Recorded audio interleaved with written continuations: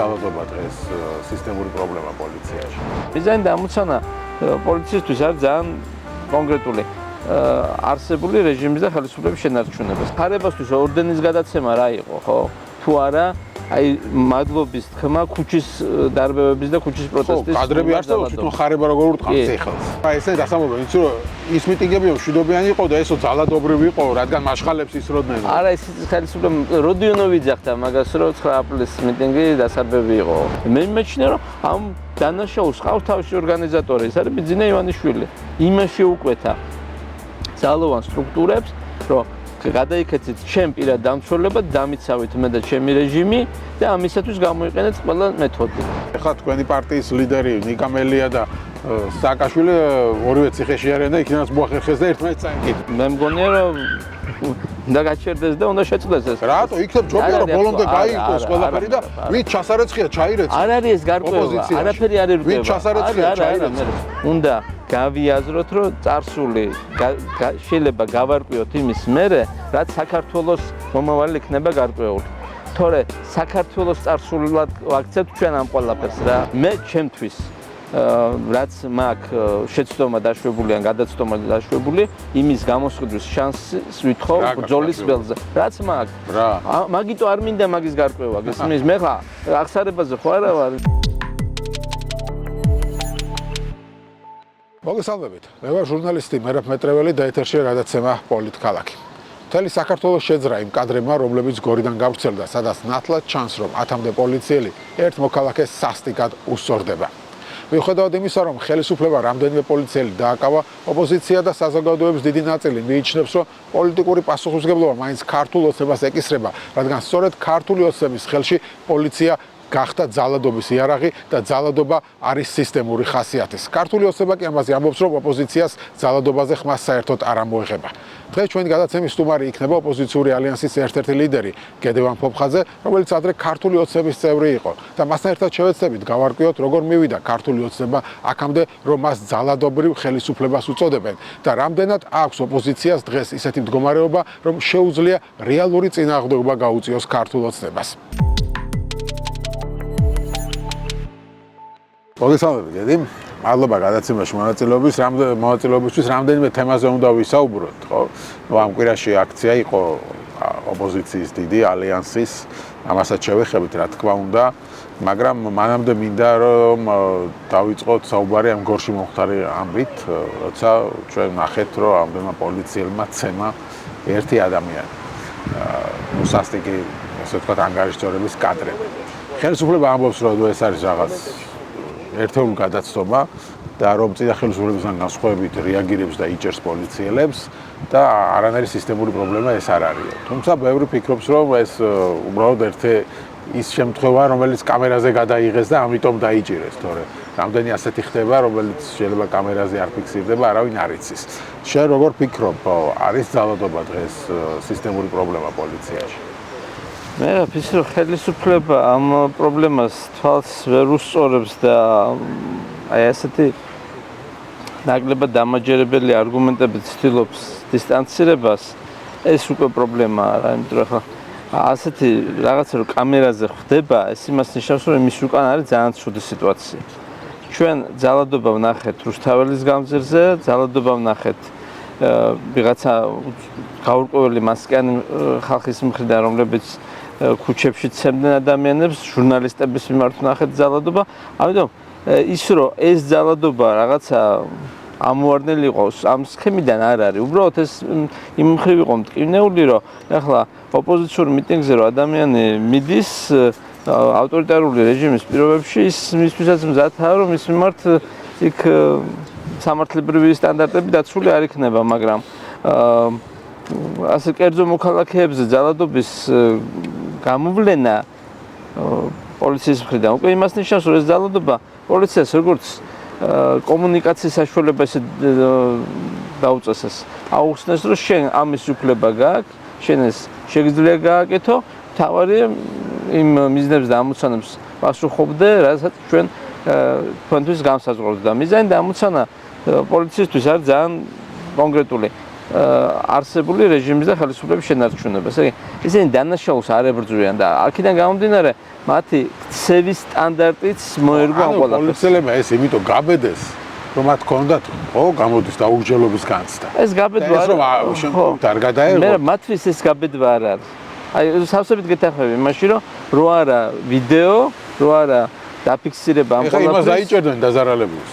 ხო არა ის იქნებოდა დაჭერილი და პოლიციელები გარე. შსს ბრიფინგი და გამომდინარე ეხლა დაზარალებულის მიმართ კითხვის ნიშნები არაა მოხსნელი, რაც მე მაფიქრებს რომ მათ უნდათ რომ დაზარალებული მაინც ჩახსთან ამ პროტესტიდან. ესე იგი თუ საჯარო პროტესტი იქნება პოლიციის ზალადობის მიმართ და ჩვენ ყველა შევთანხმდებით იმაზე ასეთ რაღაც არ უნდა ხდებოდეს, დაზარალებულს მაინც ათქმევინონ რომ თავი დამანებეთ, თქვენი საქმე არ არის.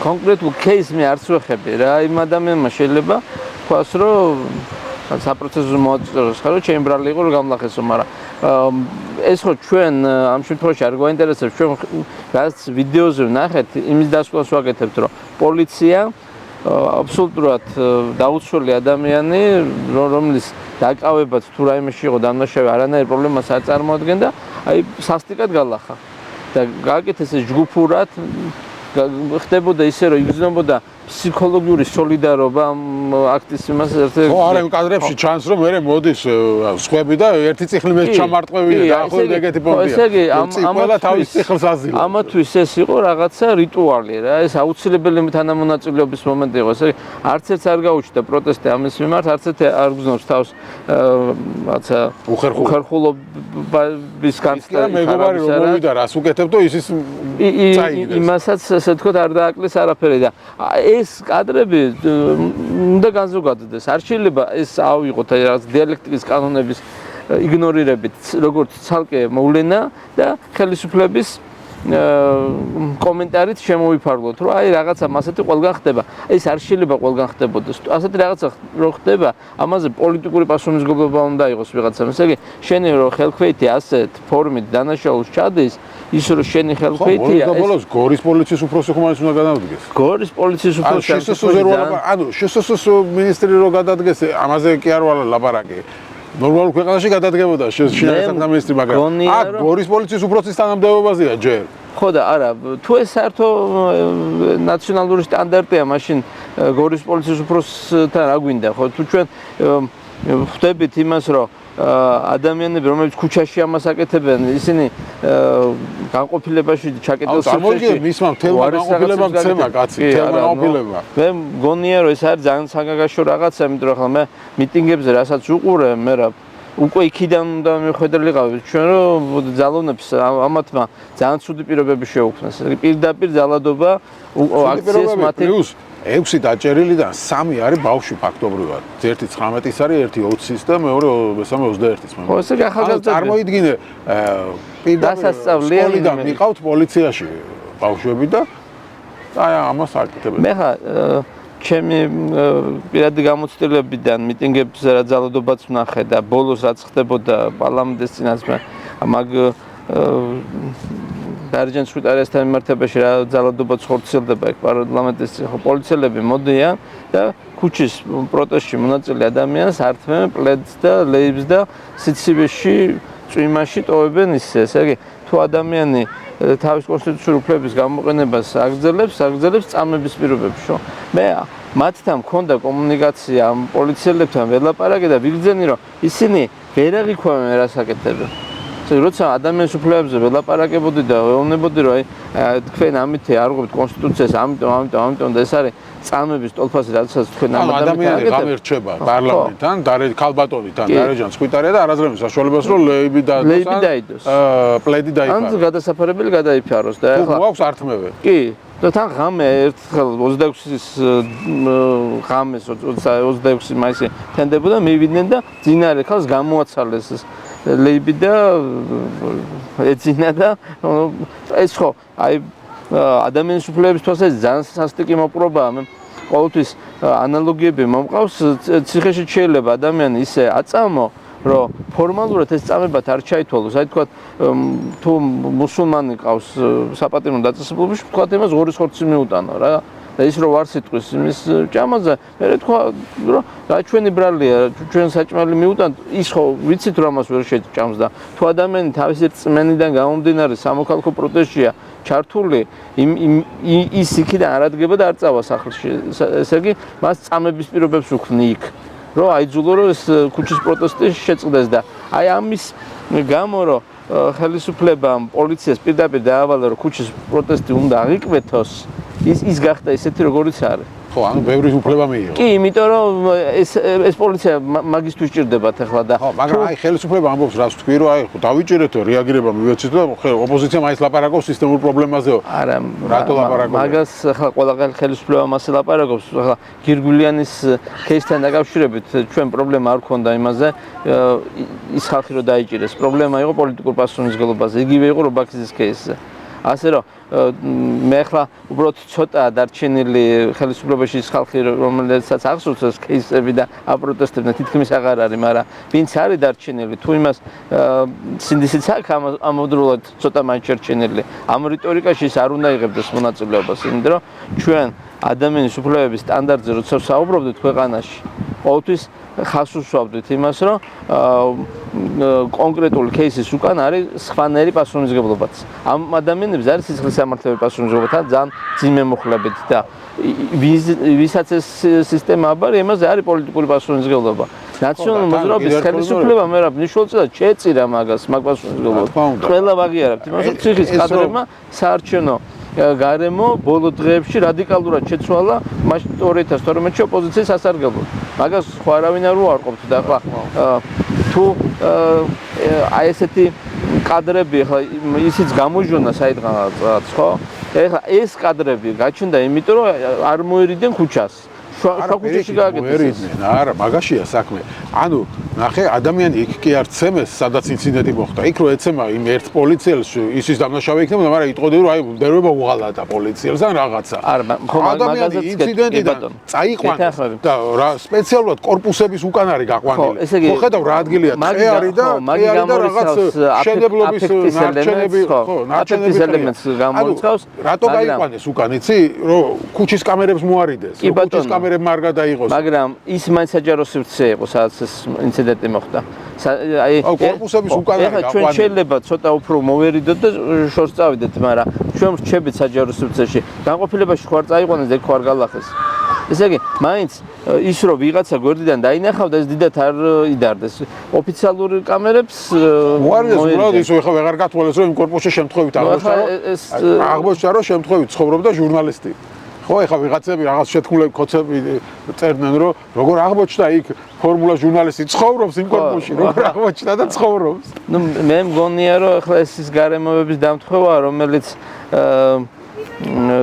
თუ ამათ მაინც თავზე გასულები არ იქნებოდნენ და კონსპირაციის ელემენტებს მაინც შეინახავდნენ, ესეთ არ უნდა შექმნოდათ ეს პრობლემა და მე მგონია რომ ძალადობა საჯარო სივრცის მიღმა არის ძალიან დიდი უკვე. მე ვფიქრობ რომ განყოფილებაში მიტო არ ცემეს რომ იქ უკვე შენს ოფიციალურად დაკავებული რო ყავს და იქიდან გამოვა ადამიანი ჩალურჯებებით და ნაცემი უკვე ყველა ვარიანტში შენი პასუხისმგებლობა და აქ იტყოდნენ მე კამერას რო არ გადაეღო რომ წინააღმდეგობა გაგვიწია დაკავების დროს და დაკავების დროს დაშავდა. ხო, ასე ამბობენ. შეიძლება, მაგრამ შეიძლება დაეზარათ კიდეც. რო წინა დაკავების დროს დაშავდა და ჩვენ რა ვიცით ახლა რა მოუვიდა რა. ხო, მე მაინც მგონია რომ და იქ უკვე მაგას ვეღარ იტყვი განყოფილებაში ადამიანი. საჯარო სივრცე მაინც ითვლება ის სადაც ეს ინციდენტი მოხდა და მე მაინც მგონია რომ თავგასულობის და კი, რა თქმა უნდა, ხა მთელი განყოფილება რო ჩაერთო წარმოვიდგინე აქ არის, იმიტომ რომ ახლა ასე ჯგუფურად თან იმისი გამორიცხვით რომ ვიღაცა ერთი მაინც ხმას ამოიღებდა და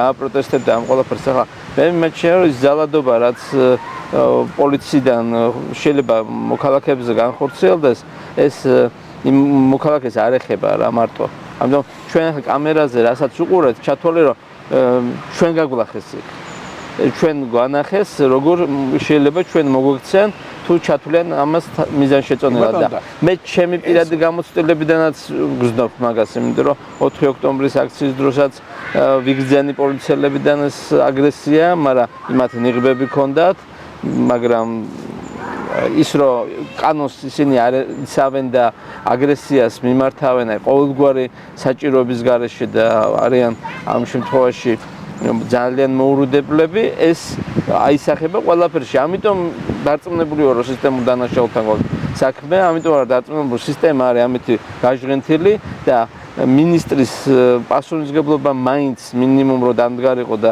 შეცვლილიყო ხაზგასმით, რომ აი ამის გამო მინისტრი მიდის, ეს იქნებოდა იმისი ნიშანი, რომ ხელისუფლებას ეს ადარდებს.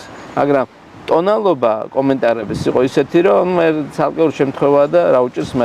ეს არის საშინელება. ცალკეულ შემთხვევა. ბოლოს ჩვენ ნახეთ, რომ 16 წლის ბიჭი რო დაიჭირეს გლდანში, რომელმაც უბრალოდ მოახერხა და იმანაც მოახერხა და გადაიყვან მობილური ჩართო. და რა სიტყვებით ემუქრებოდნენ, ხო გვახსოვს მამამისის გაუპატიურებით ემუქრებიან და ეს რო გასაჯარობდა, აქაც იზოლებული დარჩენა და დაეჭირა. იმ ბიჭს ეს რო არ გადაეღო, ხო არავინ არ დაუჯერებდა, ეხლა რო იტყოდე, რომ მამის გაუპატიურებით მემუქრებიან. ეს არის ერთმნიშვნელოვანი. წარმოიდგინეთ ეხლა როგორ სიტუაცია, რომ სადაც მოხერხდა გადაღება, იქ რეაგირებენ, მაგრამ სადაც არ მოხერხდა, იქ რა ხდება. აი ჩვენ გვახსოვს ერთი შემთხვევა იყო გლდანში მოხდა ეს შარშან 2025-ში. ადამიანი განყოფილებაში ისე ცემეს, რომ საავადმყოფოში მიიყვანეს და გარდაიცვალა.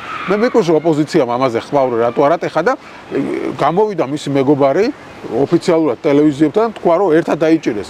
არ გახსოვთ, თუ გახსოვს ეს ყაყიტაშვილი გვარად, მისი მეგობარი იყვნენ თბილისის დასუფთავების სამსახურის თანამშრომლები, და კრიმინალები კი არ იყვნენ.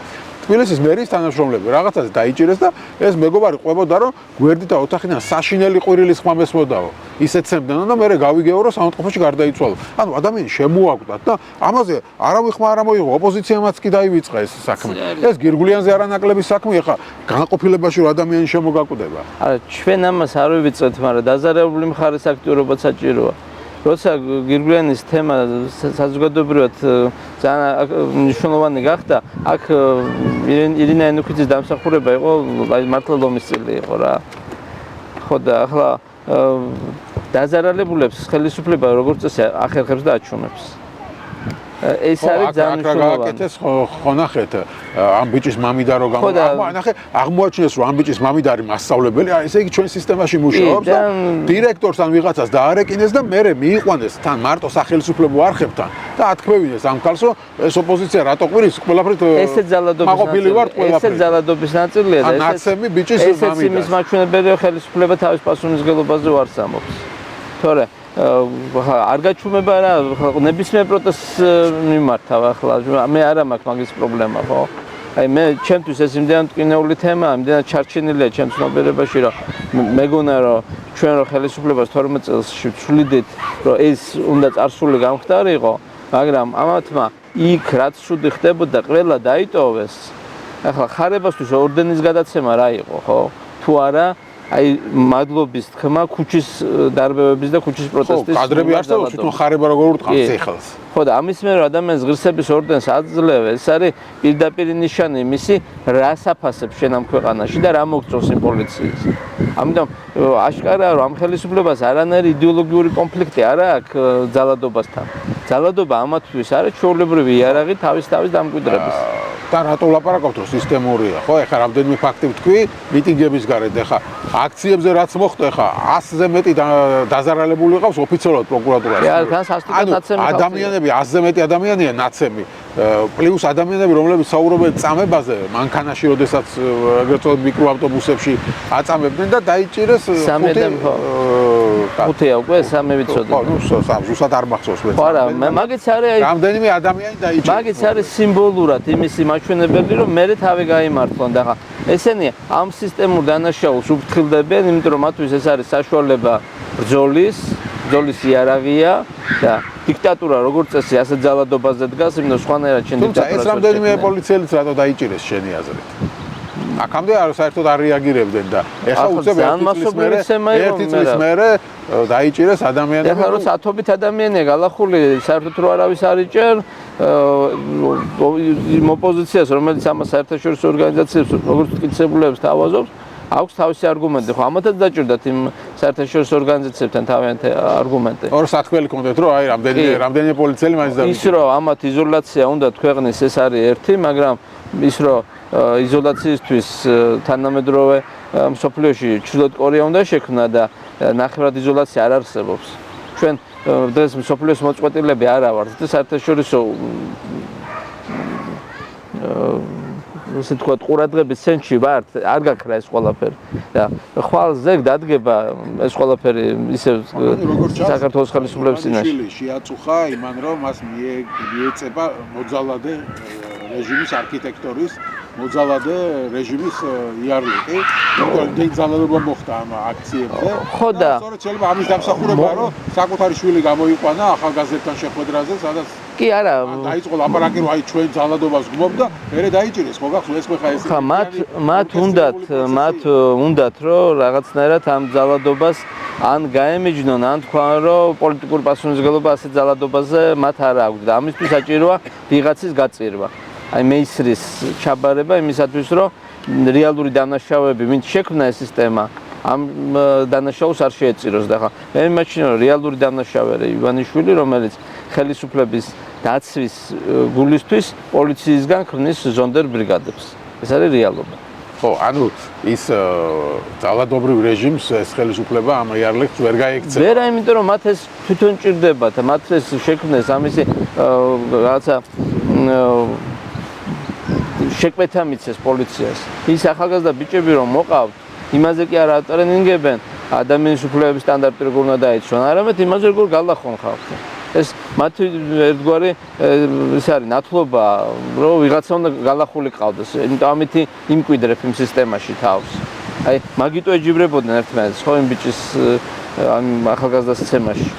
იმიტომ რომ მათ ყველას იქ უნდათ თავისი ადგილი მონახონ და სოციალური სტატუსი იქ მათი რაღაცა იურიდიული კვალიფიკაციიდან გამომძიებლის თვისებებით ან რაღაცა ისეთით კი არ ყალიბდება რაც უნდა ახასიათებდეს სამართალდამცველს არამედ ყალიბდება სწორედ აი ამით რომ ის არის ზონდერ პოლიციელი ეს არის უბედურება და ეს არ შეიძლება სისტემური დანაშაულის ჭრილში არ განვიხილოთ და ვისაუბროთ იმაზე რომ რაღაც ცალკე кейსია იმიტომ რომ ამით ფაქტობრივად წახალისება ხდება მაინც სისტემას ამით მხარდაჭერას უცხადებს ეს ხალხი ვინც პოლიტიკური კუთხით მაგაზე საუბრობს და მათ მოუწევთ მერე პასუხისმგებლობა იმიტომ რომ დღეს ისინი ძახიან რომ სააკაშვილი მაგიტოზის ხო ხელისუფლებაში ახლა როცა ოცნებაში იყავი ხო მოხვედით სწორედ ამაზე აპელირებით რომ აი ის იყო ძალადობრივი რეჟიმი და დღემდე 14 წლის თავზე ისინი ამბობენ რომ აი ის 9 წლიანი 9 წელი და დღემდე იხსენებენ ძველ кейსებს და ასე შემდეგ და გაიხსენებენ მე პრობლემა არ მაქვს მეც ვეთანხმები რომ იყო ძალადობრივი რეჟიმი და ეს და შენც იმ რეჟიმის წინააღმდეგ ვიყავი კი 9 წელი ოპოზიციაში ვიყავი ოპოზიციო მე ვიყავი ასე ვთქვათ კრიტიკულ მედიაში და იქედან ვაკრიტიკებდი შენ ოპოზიციიდან ნაციონალური მოძრაობის რეჟიმს მაგრამ სწორედ იმიტომ ვაკრიტიკებთ რომ ეს ძალადობა არ გვინდოდა გამეორებული და დღეს ჩვენ მივიღეთ ეს სიტუაცია ხო როგორც რაცა ჩვენ ვიღაცის პერსონალური ჯინი კი არ ვშვერს მერაბ თუ შენ ყალიბდები მოძალადე და ხელისუფლებად და თუ არის ამისი პრეცედენტი რომ სააკაშვილი ცემდა ვინმეს პირადად მაშინ მოდი შევთანხმდეთ რომ ისიც თუ ეს არის კერძო შემთხვევა მაშინ იქაც კერძო შემთხვევები იყო თუ ამათი დარბეული მიტინგები არ არის დანაშაული სააკაშვილის 7 ნოემბერი და 26 მაისი დანაშაულია და ამათი დარბეული მიტინგები არაა დანაშაული თუ მიტინგზე არბე ვიყენებ გადამეტებულ ზალას იყენებ ისეთ სისასტიკეს რაც ფიქსირდება ეხლა მიტინგების დარბევების დროს ხო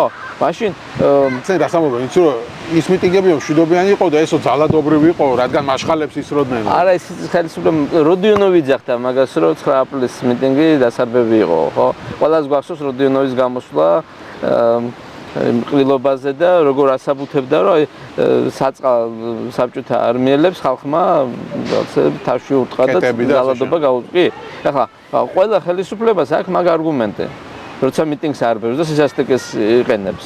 ახლა რას ნიშნავს ძალადობრივი ახლა იქ კადრები არის ერთ ადამიანს 7-8 კაცი ცემს. როგორ შეიძლება ამ შემთხვევაში იმის იქით რა ხდებოდა მნიშვნელობა არა აქვს.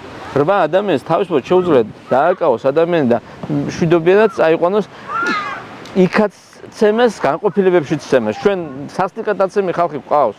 მაგალითები რამდენი ერთი გავიხსენო უბრალოდ მართლა რომ კერძო кейსებზე გადავიდეთ მთელი დღე მოგვიწევს მაგაზე საუბარი და თუ შენ ამბობ რომ ამის გამო არა მარტო პოლიტიკური პასუხისმგებლობა დაისვას და წააგო არჩევნები ხო მაგ ტალღაზე ნაციონალურ მოძრაობა და ამ იმის მერე ხალხი ციხეში იჯდა მაგის გამო ვანო მერაბიშვილი იჯდა ხალაი იჯდა მიშა სააკაშვილი და ისევ ციხეშია თუ შენ ამბობ რომ ისინი მოძალადები იყვნენ და ციხეში უნდა იჯდნენო მაშინ შენ ყველა უნდა გაემზადონ უკვე ციხეში ჩასაჯდომად ხო ბიძინაც კობახიძეც ძალოვნების ყველა და მარტო სუსუა გოგოშვილი დამნაშავეს ხები არ არიან დამნაშავეები ხა ირაკლი ღარიბაშვილი და სუსუ გოგოშვილი თვითონ გაწიდეს ხო რაღაცა არ მოეწონათ ერთმანეთში ხო ლილუაშვილი ხო ხა მე საერთოდ არ ვიცი ისინი რატო დაიჭირეს მე მაინტერესებს რომ ეს არ ხდებოდეს ქვეყანაში და ამაზე იყოს პოლიტიკური პასუხისმგებლობა ამაზე ვინ იღებს პასუხისმგებლობას მე მეჩნია რომ ამ დანაშაულს ყავს თავისი ორგანიზატორი ეს არის ბიძინა ივანიშვილი იმაში უკვეთა ძალოვან სტრუქტურებს რომ გადაიქეცეთ ჩემ პირად დამცველება დამიცავით მე და ჩემი რეჟიმი და ამისათვის გამოიყენეთ ყველა მეთოდი და ამიტომ რომ ეს ხდება და ეს რომ აი ესე გამოჟონა და ესეთი თვალსაჩინო გახდა ყველასათვის ეს ამისი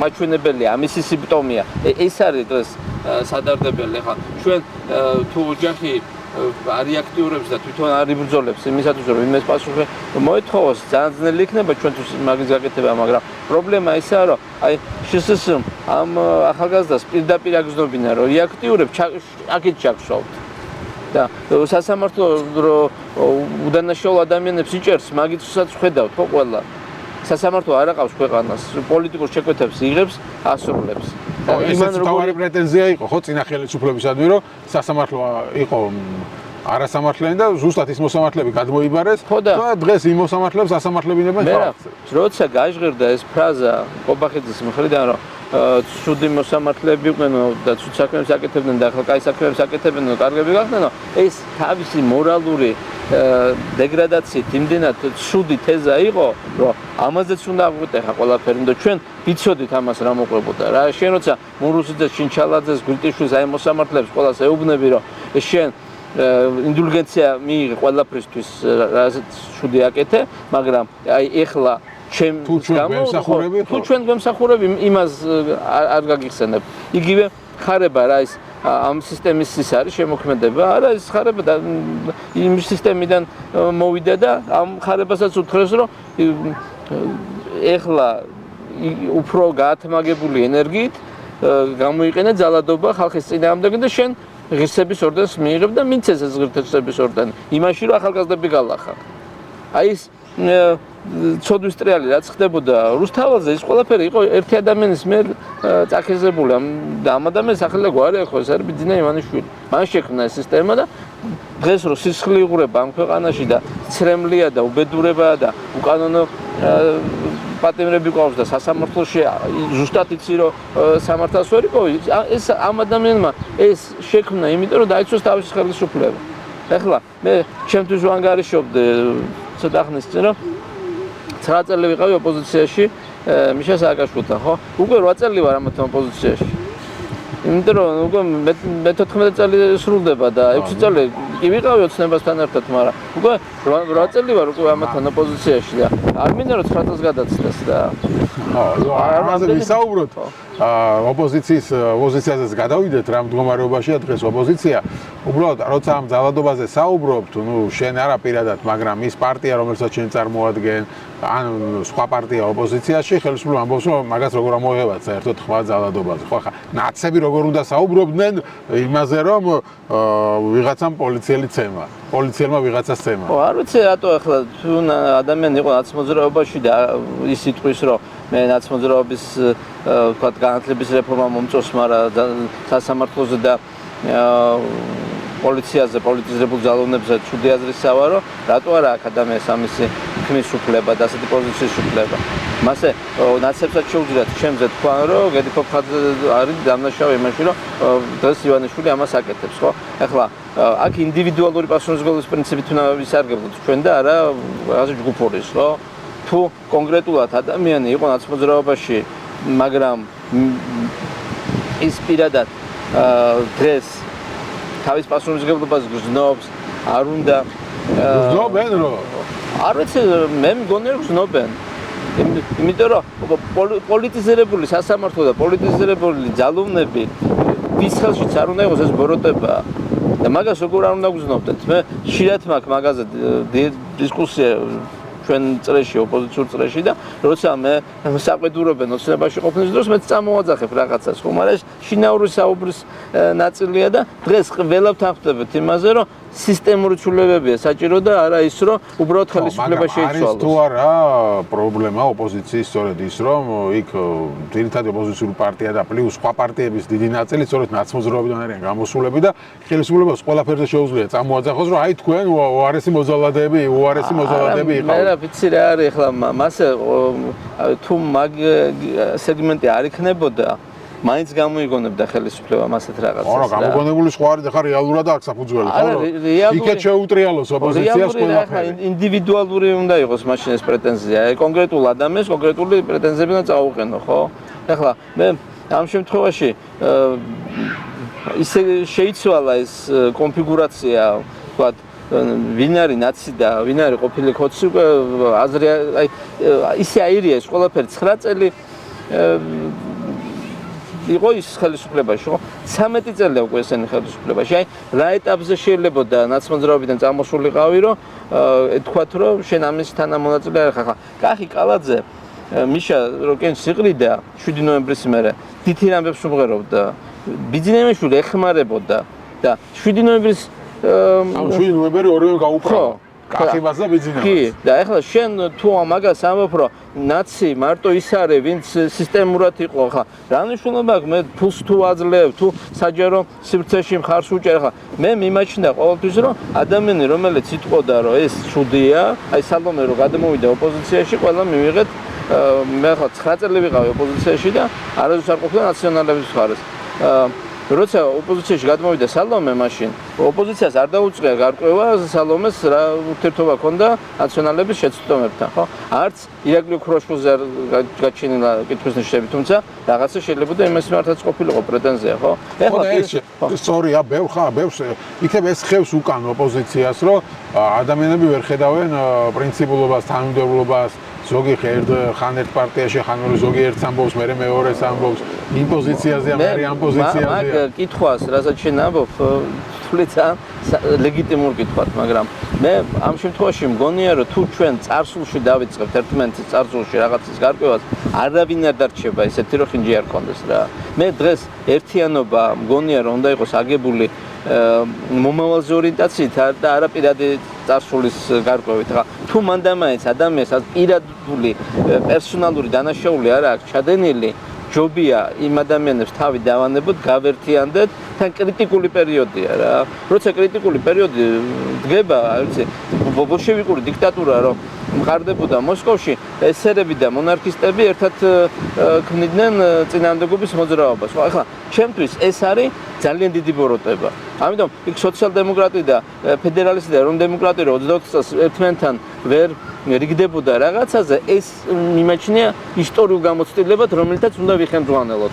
ეხლა რომ ჩვენ დავიწყოთ იმის გარკვევა, მე უფრო დამნაშავე ვარ იმ ბიძინა ივანიშვილის მოყვანაში თუ ნაციონალი რომ რაღაცა ისეთი ვერ გააკეთა, რაც უნდა გააკეთებინა, მე მიმაჩნია ეს დისკუსია მე არ დამთავრდება რა. გავიგე, მაგრამ ეს ხევს უკვე კიდევ მეორე ოპოზიციას უკან, პლუს ქმნის თქვენ საუბრობთ ერთიანობაზე და აგერ ახლა თქვენი პარტიის ლიდერი ნიკამელია და სააკაშვილი ორივე ციხეში არიან და იქნაც მოახერხეს და ერთმანეთს წაიკიდნენ. ხო, ნახეთ ახლა რა განცხადებები გააკეთა სააკაშვილმა, აგერ მელიამ საერთოდ დაანონსა, რომ მალე ვამხელ ყველაფერში სააკაშვილს როგორ თანამშრომლობდა ამ ხელისუფლებასთან. მე მგონია რომ ეს ემოციურია, მე ჩემ აზრს გეტყვი უბრალოდ, მე ხარე არა ვარ მაგ კამათში და მაგ დისკუსიაში, იმიტომ რომ მე მიმაჩნია რომ ეხლა ერთიანობა საჭირო საქართველოსთვის, ჩვენ ერთად ვდგებით არა ერთმანეთის სიყვარულით, არამედ საქართველოს სიყვარულით. ეს არის ვალდებულება. ამიტომ ვიღაცა ჩემს გვერდზე მე მომწონს იმას მოწონო ვარ თუ არ მომწონო არის უნდა იყოს მეორე ხარისხოვანი რა. თუ შენი სამშობლო გიყვარს და გინდა რეალური ცვლილებები, ეხლა რაღაცებს უნდა შეხედო უფრო პრაგმატულად და თუ იქნება მე კონკურენტული გარემო და თავისუფალი გარემო არ არის ეხლა ეს ყველაფერი რა. ხო, გავიგე, მაგრამ ეხა უკვე ისეთ დონეზე მივიდა, რომ უკან ვერ დაიხევს ვერცე. სააკაშვილმა დაიწყო ლაპარაკი, რომ ვიღაცა უნდა დამხვედროდა და მიღალადა და არ დამხვდა და არ დაასახელა ვინ. ვიკამელია გამოვიდა და სააკაშვილი აქ ჩამოვიდა. ის ხელისუფლების წარმომადგენელთან თანამშრომლობდა, უпростоრად ისეთი ადამიანი ყავდაო, ვინც ხელისუფლებასთან დაულაგებდა სიტუაციას და ამას დავასახელებოდა. ეხა მოუწევს მელიას ამის დასახელება რა. არა, არ მოუწევს. შუაგზაზე ხო არ გაჩერდება? არა, მე მგონია რომ და გაჩერდეს და უნდა შეწყვეტეს ეს. რატო იქნებ ჯობია რომ ბოლომდე გაიყოს ყველაფერი და ვით ჩასარეცხია ჩაირეცხოს. არ არის ეს გარკვევა, არაფერი არ ერკვევა. ვით ჩასარეცხია ჩაირეცხოს. მოდი ჩემას გეტყვი არა. მე კატეგორიულად წინააღმდეგი მაგის, იმიტომ რომ მაგ პრინციპით ყველა ჩასარეცხები გავხდებით რა, იმიტომ რომ რატო ყველას რაღაცა აქვს ჩადენილი? რა თქმა უნდა ყველას რაღაცა აქვს, ცხოვრება ისეთი ახლა 50 წელი ვიცხოვრე ამ ქვეყანაზე და რაღაცა მაგ რა თქმა უნდა შეცდომა დაშვებული და მე გავიგე, მაგრამ ხა შეცდომა ერთია და მეორეა. არა. რაღაც გარი ღალატი თუ გაგოგორთ ერთმანეთს ადამიანშოვე ღალატში გარიგებაში და ასე შემდეგ. ჩვენ ყველა ჭირდებით ერთმანეთს და ყველა ერთად ვჭირდებით საქართველოს. ამიტომ უნდა გამოვიდეთ ამ პრინციპიდან. ვის რა გქონდა შეცდომა დაშვებული, არ განიკითხო და არ განიკითხების პრინციპით უნდა ეხელმძღვანელოს ყველა. უნდა გავიაზროთ, რომ წარსული შეიძლება გავარკვიოთ იმის მერე, რაც საქართველოს მომავალი იქნება გარკვეული. თორე საქართველოს წარსულად ვაქცევთ ჩვენ ამ ყველაფერს რა. სწორედ ამას ვამბობ, სწორედ ეს გაურკვევლობა უშლის ხელს იმაში, რომ საქართველოს მომავალი გავარკვიოთ. ხელისუფლების დამარცხებაში ოპოზიციას ხელს უშლის. ზედმეტად ბევრი ჩონჩხები აქვს. არა, მე არ მიმაჩემერებ მასე რა. მე ჩემიდან გეუბნები მაგას. ახლა ასე ვერასოდეს ვერ დაამარცხებს ოპოზიცია. უპირობო ერთიანობაზეა საუბარი. ესე იგი მე შენ კი არ გსწავლობ და კი არ ვარკვევ შენ როგორი ხარ. შენ რომ ამბობ რომ მე მიყვარ საქართველოს და მინდა საქართველოს ბრძოლა, ამას მე ვიღებ როგორც მოცემულობას რა. მე არ მინდა ერთმანეთის გარკვევა დავიწყოთ, შენ მე პერსონალურად თუ რაიმეს საკვედურს მეტყვი, მე არ მინდა დავიწყო ფიქრი იმაზე, შენ რა ხინჯი გაქვს რა. თორე ბოლოს მართლა იქამდე მინდის რომ ადამიანს ძირე რო აქვს თვალში, ის სხვის თვალში მე ბეწვს ეძებს. ასე ეს არ დამთავრდება. ჩვენ უნდა დავამთავროთ ის ცუდი რაც ხდება ქვეყანაში და მაგის გარკვევა ყოველთვის მოესწრება. და მე ამას ვამბობ პირიქით, რომ იმ ცუდს ვერასდროს ვერ დაამთავრებთ, სანამ ეგ არ მოხდება ოპოზიციაში არ გაიყვება თეთრი და შავი. პირიქით, არა, ეს არის ის რაც უნდა ქართულ ოცნებას რა. ქართულ ოცნებას უნდა რომ ოპოზიციურ ფლანგზე იყოს აი ეს ქიშპი იყოს წინააღმდეგობა ერთმანეთთან ურთიერთობების გარკვევა, იმიტომ რომ ის თავის პიარს ვერ გაუკეთებს, ერთ-ერთი რაზეც უნდა ააგოს თავისი ხელისუფლებაში ყოფნა, ეს არის შავი პიარი ოპონენტებისთვის. ამიტომ ის ამბობს რომ აი შევთანხმდეთ თქვათ რომ მე არ ვარგი ვარ, მაგრამ შეხედეთ ისინი რა არიან. ხო. მე ძალიან კარგად მომწონს ეროვნული მოძრაობის დროსაც ხდებოდა მაგი რა საქმეების გარჩევა ერთმანეთთან ბრალდებების წაყენება, მაგრამ ეს ცუდი იყო. არ იყო ეს საჭირო.